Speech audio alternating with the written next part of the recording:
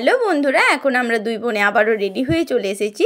আর এখন সময় হলো বৈকাল 4:30 মতো।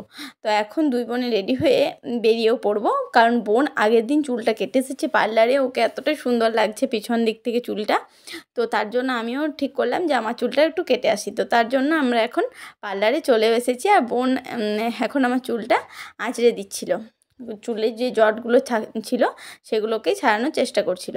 আর এখন আমি চুল কাটার জন্য বসেও গিয়েছি। আর এই যে আমার চুল কাটার পর্ব এখন শুরুও হয়ে গিয়েছে। এখানে দেখো, দেখে মনে হচ্ছে আমার চুলটা কতটা লম্বা, কিন্তু এতটাও লম্বা নয়। আর বেশ ছোট ছোট করে আমি ভাবলাম বোনের মতো করে কেটে আসি, কিন্তু বোনের চুলটা যেহেতু অনেকটাই লম্বা ছিল, ওটা ছোট করার পর অতটা হয়েছে, আর আমারটাও অনেকটাই ছোট হয়ে গিয়েছে। আর এখন যেহেতু এসেছি তাই ভাবলাম ভ্রু প্লাগটা করেই যাই।